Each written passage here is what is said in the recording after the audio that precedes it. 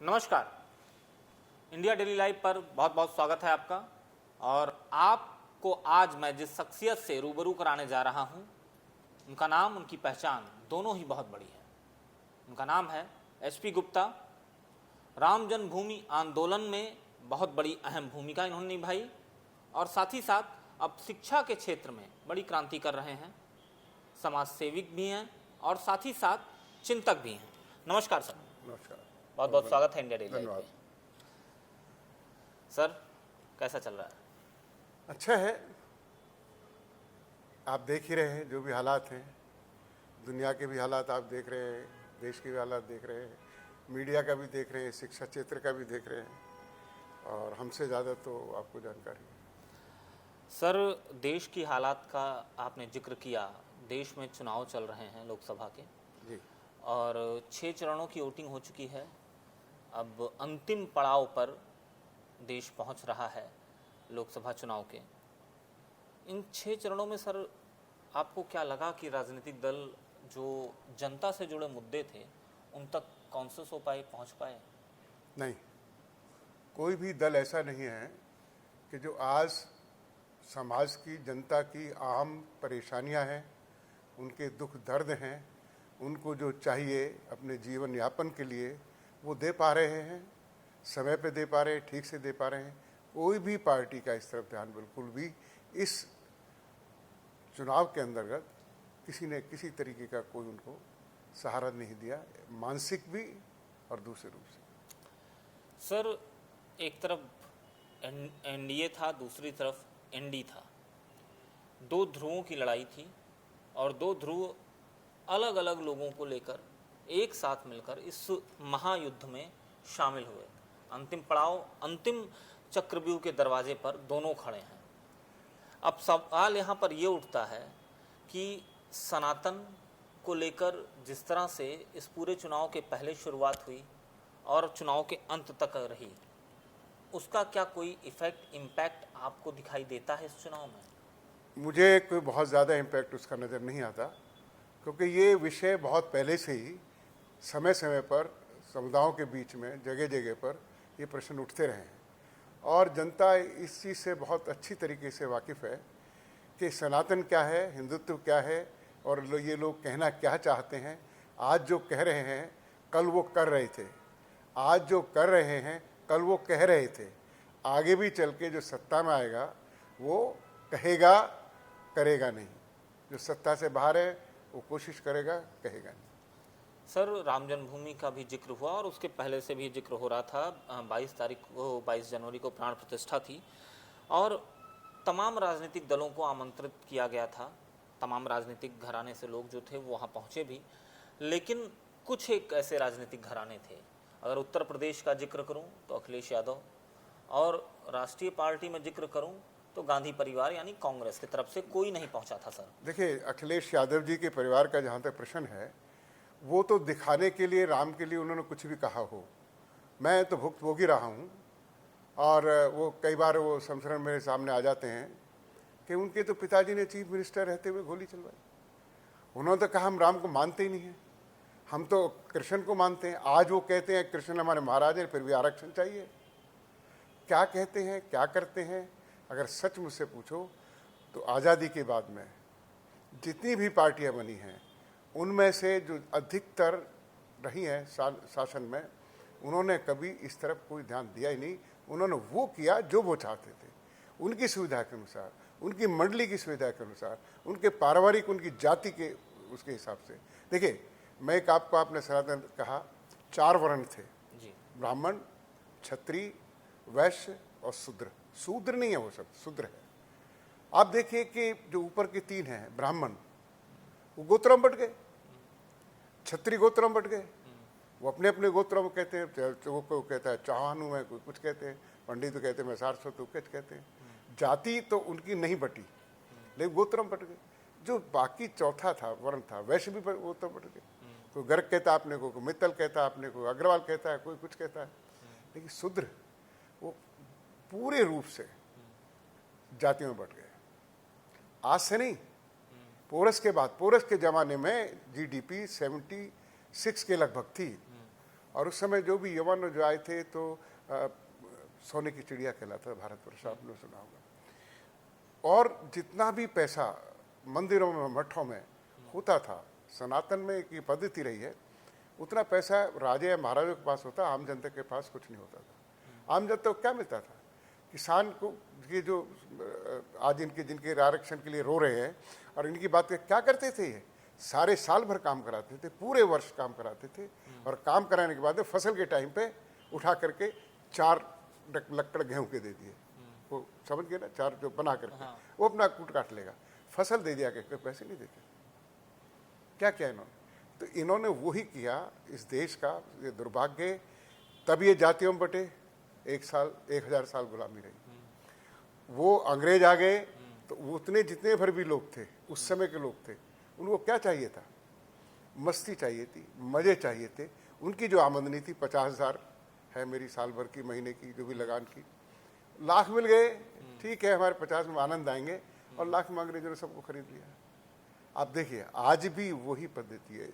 एक बहुत बड़ा यहाँ का जो आपका है, मैं नाम नहीं लेना चाहूँगा, जो 60 साल जिसने राज्य किया, क्या किया था?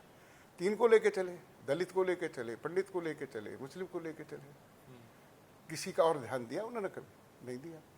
और जितने भर भी निकले, चौधरी चरण सिंह के बाद जितनी चौधरी चरण सिंह जी के उसकी पौध है, या राम मनोहर लोहिया जी की पौध है, उसने क्या किया? क्या उनके सपने पूरे किए? ये कहते हैं हम यदुवंशी हैं, हम कृष्ण के हैं, महाराज हैं। अभी उसने एक स्टेटमेंट दिया जो वहाँ का तेजस्वी जो है, कि हम तो जो है हम डरते नहीं किसी से, हम तो कृष्ण के हैं और वो महाराज हैं। अरे भाई, कृष्ण के महाराज है तो वो तो राजा थे, फिर तुम आरक्षण क्यों मांग रहे हो? आरक्षण उनको दो ना जिनको जरूरत है। एक तरफ तुम कहते हो हम राजे हैं, महाराजे हैं, हम हैं आप। आरक्षण की बात पे आऊंगा, नहीं मैं बता आए हैं किया इन्होंने, अपने आप को बनाया, किसी और को तो बनने नहीं दिया। हम बातचीत के दौरान आरक्षण की बात पे भी आपसे जिक्र करेंगे। अब सवाल यहाँ पर ये उठता है कि क्या राम को लेकर, चूंकि भारतीय जनता पार्टी कहती है राम तो हमारी आस्था का विषय है, और आज से नहीं, वो 90 के आंदोलन से ही इस बात को अपनी मैनिफेस्टो में डालती है, हर बार डालती रही जब तक कि राम के भव्य भवन का निर्माण नहीं हुआ, और हमेशा उसने मंचों से कहा कि राम हमारे आस्था के विषय हैं। तो आखिर 2024 के चुनाव में राम मंदिर राजनीति का विषय कैसे हो गया सर? देखिए बात यह है, भाजपा भी 89 तक, 90 से पहले, जब तक रथ पर माननीय अडवाणी जी चढ़े हैं और अशोक जी को चढ़ना था उसमें, उससे पहले जब अध्यक्ष थे माननीय अटल जी, तो उनका अलग था विचार, उनका हमें कुछ नहीं लेना देना राम से, हमें से कुछ लेना। आंदोलन था वो श्री राम जन्मभूमि मुक्ति आंदोलन, जिसके असली प्रोदा थे महंत अवैधनाथ और इधर से सिंगल साहब, अशोक सिंगल जी, आचार्य गिरिराज जी किशोर, और अपने जो ये है पर माननीय चंपत जी। इस तरीके से एक मिला करके मंडली थी जिन्होंने ये कार्य को अपने हाथ में लिया और गांव-गांव में जाकर के इकट्ठा किया राम के नाम पर, कि राम के मंदिर के नाम। अगर वास्तव में सच पूछो, लोगों ने बहुत लड़ाइयाँ लड़ी हैं, लेकिन एक मुश्त होकर, इकट्ठे होकर के, एक यूनाइटेड लेवल पर सर्वप्रथम ये विश्व हिंदू परिषद ने ही इसमें 85 से इसको कार्यक्रम को शुरू 90 के पहले 76 हमले या 76 बार संघर्ष हो चुके थे राम जन्मभूमि आंदोलन को लेकर। 90 का जो संघर्ष था 77वां संघर्ष कहा गया, और 6 दिसंबर 92 का 78वां संघर्ष कहा गया, जब उस विवादित ढांचे को गिरा दिया गया। फिलहाल अब वहां पर भव्य राम का भवन है, लेकिन राम को लेकर सियासत वो लगातार चलती आई। ये देखिए, अब इसमें जो राजनीतिक दल हैं, एक बात तो थी उस समय, मैं उसको नकार नहीं सकता, कि हम चाहते थे कि हम उतने मजबूत नहीं बन पा रहे थे कार सेवक के रूप में। मैं उस समय पूरे गाजियाबाद, अखंड गाजियाबाद अध्यक्ष था और फिर उपाध्यक्ष था उत्तर प्रदेश, पश्चिम उत्तर प्रदेश का। लेकिन एक चीज़ हम महसूस कर रहे थे कि जनता तो जुड़ रही थी, लेकिन जनता ऊपर के लेवल पर, सरकार के लेवल पर हमारी आवाज़ नहीं पहुंच पा रही थी। मैं तो 2-4 लोग ही बोलते थे। तो वास्तव में आवश्यकता पड़ी कि भी भाजपा को साथ लिया जाए, क्योंकि विश्व हिंदू परिषद भी उसी माँ का बेटा है और भाजपा भी उसी माँ का बेटी है, एक ही साथ है ना, जिनको आप संघ कहते हैं। वहाँ से उद्भव तो ऐसा और बहुत सारे ऐसे उनके कार्यक्रम हैं। तभी लगे कि भाई राजनीतिक स्तर पर कौन लड़ेगा। हम लोग धोती वाले नहीं लड़ सकते थे, हम तो कुर्ता धोती पहनने वाले, जब माला जपने वाले, आंदोलन करने वाले, भूखे मरने वाले, रात रात को भैंस और गाय और बैलों की जो होती है ना खाने की लड़ावनी, उसमें रात को सोने वाले, हम लोग ये कर सकते थे। लेकिन इनसे लड़ना वही लड़ सकता है जो इनकी बरादरी और जनता को जानता हो। सर, सबसे बड़ी बात है कि जिस संघर्ष को आपने जिया, जिस संघर्ष को आपने देखा, क्या लगता है कि जिस संघर्ष के लिए आपने अपने पूरे अखंड जीवन को आहुति किया, उसका अर्थ सार्थक दिशा में गया? गया, सार्थक दिशा में इसलिए गया कि जो लोग वास्तव में राम में विश्वास रखते थे, हिंदुत्व में विश्वास रखते थे, वो बिखरे हुए थे। उनको जोड़ा हमारे टाइम में अक्रॉस द पार्टी, 89 तक का बताता है, अक्रॉस द पार्टी देवराय बाबा के उसमें आंदोलन में। और उस समय आप कल्याण देव जी को जानते होंगे, तो वे हमेशा कभी भी सनातनी नहीं में उन्होंने स्वयं अपने हाथ से शिला पूजन किया था। तो जागरण हुआ था और जागरण अच्छा खासा हुआ था और उसी से जुड़े, किसी ने भी कोई तीन चटाक नहीं की। लेकिन जब ये रथ पर बात क्लियर होगी सबके सामने, फिर वो जो समिति थी, वो जो आंदोलनकारी थे, वो थोड़े से कमज़ोर पड़े, थोड़े से कमज़ोर पड़े। क्यों कि हमने वहाँ सबको कहा कि नहीं भाई, हमें राजनीति से कोई मतलब नहीं है, यही कहा ना, तभी जुड़े ना। तुम बीड़ी पियो भाई, हाँ सिगरेट भी पियो, जो करना करो, खाओ पियो, किसी की बरादरी नहीं पूछी, किसी की जात नहीं पूछी, सब लगे राज जय श्री राम, जय श्री राम, जय श्री राम। लेकिन जैसे ही वो पॉलिटाइज हुआ तो लोग समझ गए ना, लोग समझ गए कि 10%, 15%, 20% ऐसे भी लोग थे जो केवल राम के लिए जुड़े और जुड़े रहेंगे और आज भी जुड़े हुए हैं। तो ये मत मानिए कि जो राम से जुड़े हुए हैं, क्या वो सब ही एक ही पार्टी, जिसका आपने भाजपा के वोटर होंगे? नहीं, अलग अलग पार्टी। लेकिन सबसे बड़ी बात है, मैंने देखा कई चुनाव लोकसभा के देखे, जब राम टाट में थे, यानी टेंट में थे, टेंटावास था प्रभु श्री राम का, और अब भव्य भवन में है। लेकिन हर बार लोकसभा चुनाव में मुद्दा राम जरूर रहा। हाँ, मैं आपकी बात से सहमत हूँ। और ये मुद्दा आवश्यक था जब तक कि मंदिर नहीं बन जाता। इसलिए आवश्यक था कि पूरे देश में ही नहीं, पूरे संसार में, पूरी दुनिया में, दूसरे विदेशों में भी एक जानना चाहिए था कि हिंदू जो हिंदुत्व को मानते हैं और वो राम को मानते हैं, अपना मानते हैं, वो उसमें सब शामिल है। तो केवल ये नहीं थे कि हिंदू ही थे, अक्रॉस द पार्टी। मैं ये देखा है कि ऐसे भी जो ऐसे एक दो लोग कुछ ऐसे भी थे जो बहुत ऊंची जाति के थे। अरे वो कहते क्या है यार राम में, हैं मंदिर बनाने, मंदिर में क्या है, बोलते थे मंदिर में क्या है। अरे 10 मंदिर देखो जाके, वहाँ शंकर जी के मंदिर देखो, वहाँ पर ऐसे ऐसे शब्द का इस्तेमाल करते, मैं कह नहीं सकता है बैठ करके, खाली पड़े रहते हैं, कुत्ते उन पर पेशाब करते हैं शंकर जी पे, मतलब ऐसा ऐसा बोलते थे। सर, हम ये कह सकते हैं ना, चुनाव जो आए रामलला फिर याद आए, और मंदिर मस्जिद बने न बिगड़े, सोन चिड़ैया फंसी रहे। मतलब राम में वो सोन चिड़ैया फंसती है, इसीलिए इस बार राम के दर्शन को लेकर बात उठी और कांग्रेस ने भी टिप्पणी की, भारतीय जनता पार्टी की तरफ से भी जवाब आया। देखिए, इसमें जहाँ तक आमंत्रण का सवाल है, हाँ। ये जो समिति है, हाँ। ये उसका कार्यक्रम था। ये किसी राजनीतिक पार्टी का कार्यक्रम नहीं बनाया गया था कि किस तरीके से निमंत्रण भेजना, किस किस को भेजना। ये वास्तव में 24 मार्च 2023 को मैं अयोध्या में था, माननीय चंपत जी और माननीय देश जी वगैरह सबके सामने एक ऐसे ही जिक्र आ रहा था, चल रहा था कि भाई कैसे हम इतने सारे लोग आएंगे तो कैसे संभालेंगे।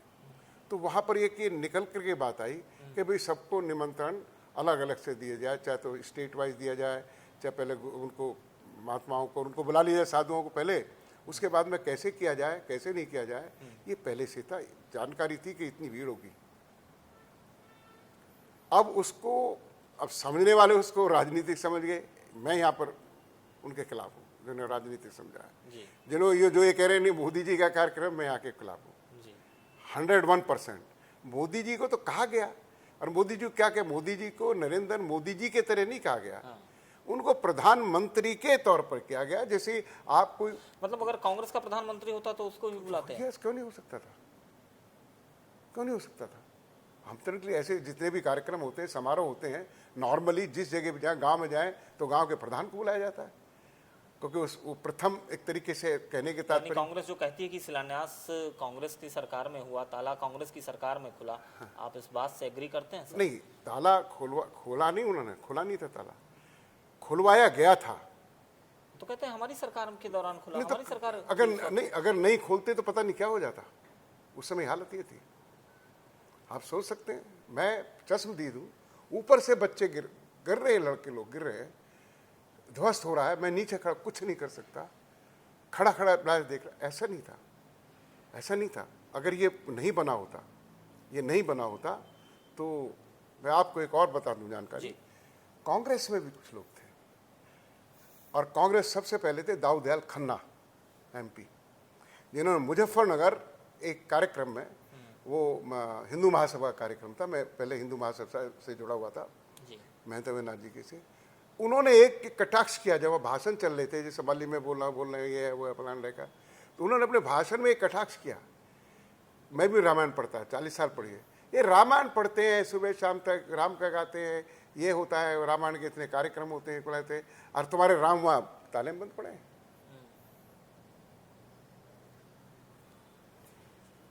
ये उन्होंने कहा था, और उसी समय एक सोच पैदा हो गई, और फिर ये प्रण कर लिया गया 100% कि RSS की शाखाओं से लेकर के विश्व हिंदू परिषद को ये कार्य दिया गया। नहीं, हमारा विश्व हिंदू परिषद का उदय इसलिए नहीं हुआ था।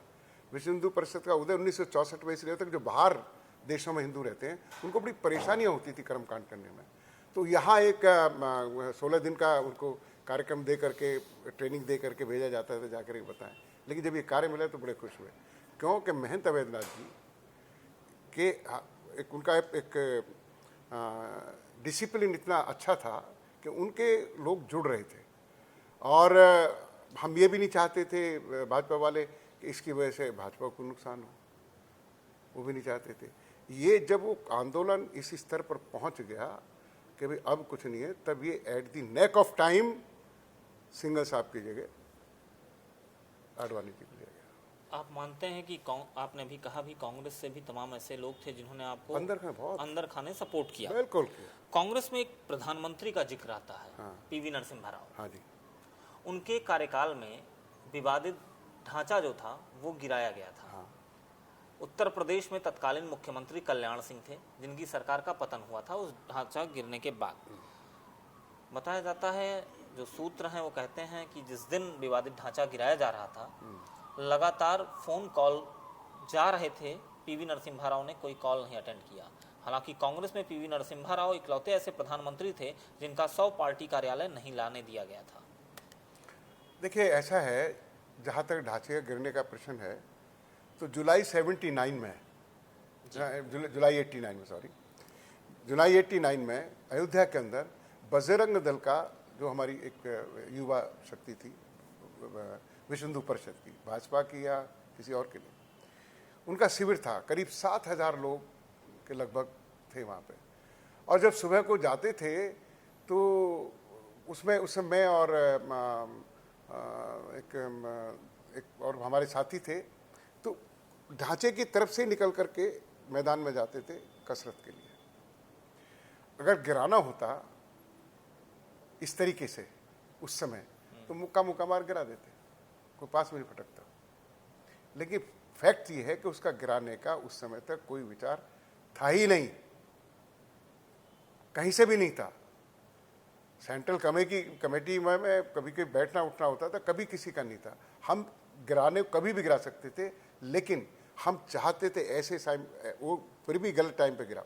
हम चाहते थे कि जब तक जन जागरण पूरे देश के और पूरे विदेशों में ना हो जाए, तब तक ये ढांचा ही रहे। क्योंकि अगर मैं देख रहा हूँ हनुमान जी उल्टे लटके हैं, आप जाके देख रहे हैं हनुमान जी उठ के लटके हैं, और उनकी राम जी की उल्टी तस्वीर लग रही है, और यहाँ पर तो परिक्रमा भी है, यहाँ पर ये भी है, तो वो ये समझ जाएंगे कि वास्तव में राम के मंदिर के साथ ये उन्होंने काम गलत किया था। फिलहाल राम के ही भरोसे सही 2 सीटों वाली पार्टी गया पहुंच था। गई बहुमत तक और 2 बार से लगातार सत्ता में काबिज है। इसके पहले अटल बिहारी वाजपेयी जी के समय काबिज रही, तीसरी बार की उम्मीद है।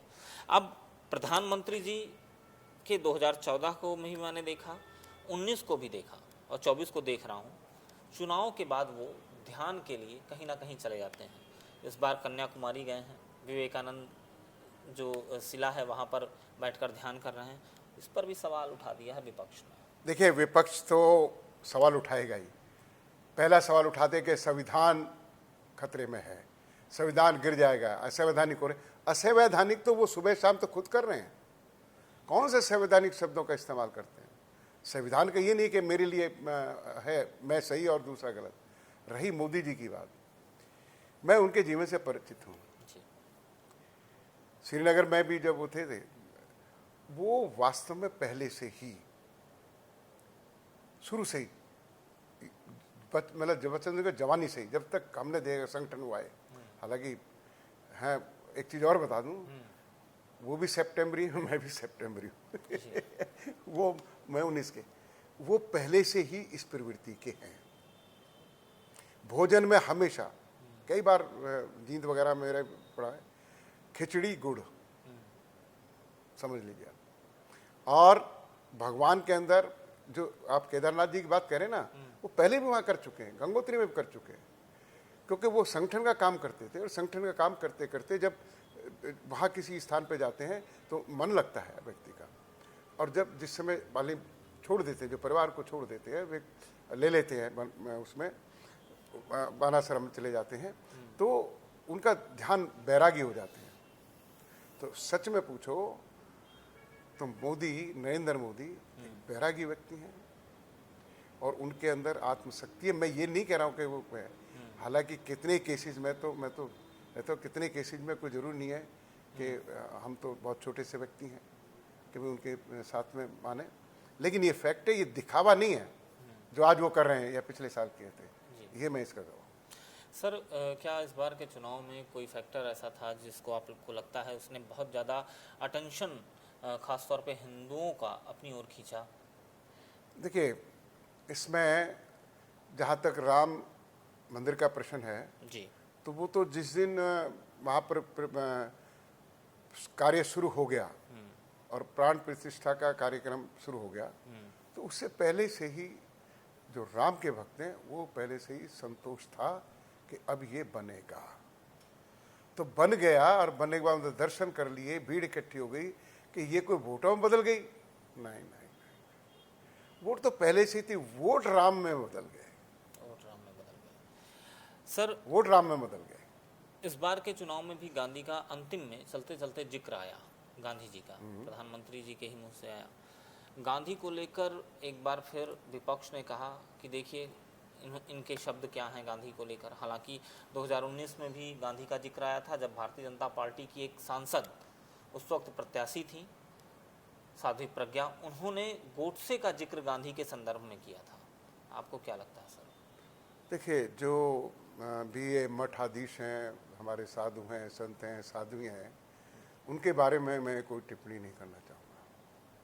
लेकिन अभी जब गांधी का जिक्र आता है तो गांधी का दर्शन या गांधी को किस तरह से आप देखते हैं? नहीं, गांधी के दर्शन को मैं इस तरीके से देखता हूँ कि उस व्यक्ति के मन में एक लगन थी, एक आग थी कि ये हमारी जो गुलामी है ये खराब है, गलत है, हमें इससे छुटकारा पाना है। तो आज भी तो आप लोग गुलाम ही हैं। मैं कब मना कर रहा हूँ?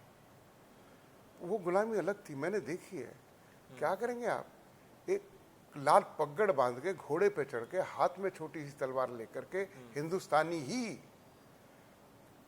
चाहे मुगलों ने राज किया चाहे अंग्रेजों ने राज किया, बनाया तो सब कुछ हिंदुस्तान की मिट्टी से ही। तो हिंदुस्तानी मिट्टी से बना। अरे हिंदुस्तान की मिट्टी से बना, हिंदुस्तानियों ने बनाया हिंदुस्तान को। ये उनका क्या था? ये तो अंग्रेज भी, आपको जाइए जरा थोड़ा सा नीचे, इन्होंने चाल थी कि दोनों ये एक तरफ, वो जिन्होंने पाकिस्तान की दी, आज मैं नाम नहीं लेना चाहूँगा किसी के, इधर दूसरे नेहरू जी और उधर, उन दोनों का एक स्तर था, उन दोनों का आपस में एक क्लैश था, पर्सनैलिटी क्लैश। लेकिन बात तो सर वही उठती है उसकी वजह से ये हुआ। और अंग्रेज समझ चुके थे 1857 से ही उन्होंने अपने बोरिया बिस्तराओं को ये था कि लपेटना शुरू किया था कि जो ले सकते हो ले लो। जब उन्होंने राज दिया था क्या उनको, वो समझ गया यहाँ रखा क्या है, चलो यहाँ से। अंग्रेज तो चले गए, हाँ। आज़ादी मिल गई, हाँ। लेकिन क्या गांधी जी ने या जो भी क्रांतिकारी थे जिन्होंने आज़ादी की लड़ाई में योगदान दिया, उनके सपनों का भारत बन पाया? नहीं, नहीं बन पाया। उन्होंने कहा था ये पार्टी की जरूरत नहीं थी। अब आप अभी देख लीजिए, वो जो अपने वो क्या है जिन्होंने हम ये केजरीवाल, हाँ केजरीवाल में मतलब व्यक्तिगत हमारी उनकी जान पहचान जी, मेरे कॉलेज में आ चुके। हाँ। आप देखिए उनके साथ क्या किया। गांधी ने कहा था पार्टी नहीं होनी चाहिए, he was right. Gandhi ji बिल्कुल सही थे कि अब ये आंदोलन है, अब इस आंदोलन समाप्त हो गया, अब इस आंदोलन को जो सरकार जो भी शासन करना है उसके लिए अलग से एक प्रथा होनी चाहिए, एक व्यवस्था होनी चाहिए, और इसीलिए किया गया था। लेकिन नहीं हो पाई। किसने किया? कर ही नहीं पाए। मैं उसमें जाना जाता है, बच्चा बच्चा जानता, आप जानते हैं, मुझसे ज़्यादा जानते हैं कि आज़ादी कैसे मिली और कब मिली, और क्या आज़ादी का असर हुआ, और अब क्या आज़ादी का असर है, क्या है आज़ादी का असर, क्या है। अंग्रेज भी फूट डालो शासन करके गए। हाँ, तो आज आप धर्मों जातियों में बट के शासन कर रहे हैं। हाँ एग्जैक्टली, मैं यही तो कह रहा हूँ। तुम्हें तो लिखा है, मेरे तो अभी कौन से दिन जाएगा वो, कौन से दिन जाएगा वहीं रहो।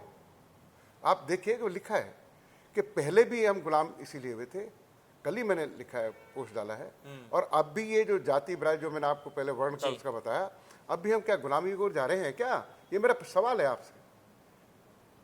तब भी तो ऐसा हुआ था, अगर इकट्ठे रहते तब भी नहीं होता, अब भी नहीं होता। तो ऐसे में कौन है ये जितनी पार्टियां हैं, मैं गवाह हूं इस बात का। जी, 42 से जिंदा हूं, 82 साल की उम्र है, एक एक को देखा है। ये जितने कांग्रेस में थे, इनकी किसी की दाल वहां नहीं गली, और वहां से निकल कर फुदक फुदक करके अलग बैठ गए। कुछ ऐसे थे जो वापस चले गए, जिनकी दुकान चली नहीं, ठीक है।